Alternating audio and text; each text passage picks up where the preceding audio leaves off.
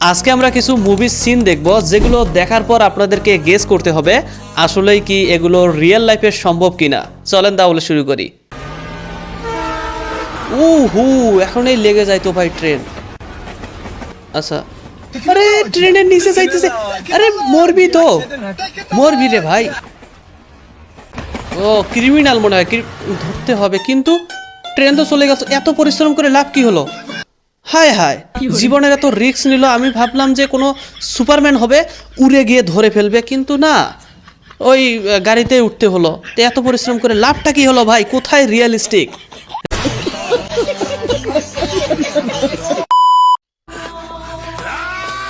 এই পেছন থেকে মারছে, কি উড়ে গেল এটা? ও দিল দিল দিল উড়ে গেল ভাই, একদম হসপিটালের কাজ ভেঙে প্রতিস্থাপন হয়ে গেল।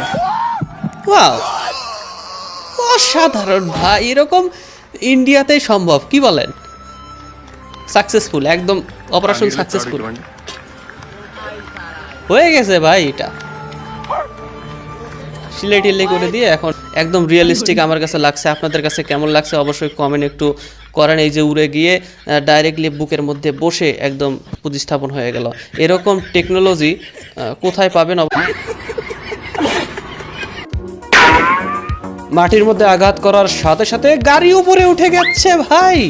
উপরে তো ক্রেন ট্রেন কিচ্ছু নাই, ঘুরাইতেছে। তারপর ভিলেনের সোজা মাথার উপরে, ভিলেন শেষ শেষ। এত শক্তি কই থেকে আসে ভাই? একদম রিয়েলিস্টিক মুভি, কি বলেন আপনারা?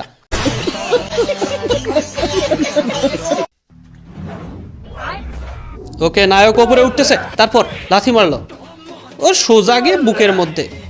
এবার কোকোনাট ছুঁড়ে ফেলছে আকাশের মধ্যে। 1 2 3 4 5, মানে 6 7 8 9 সেকেন্ড থাকতে পারে নায়ক। তারপর কোকোনাটকে লাথি মেরে উড়াই দিল।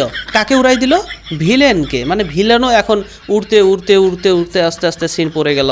এটা হচ্ছে রিয়েলিস্টিক মুভি ভাই।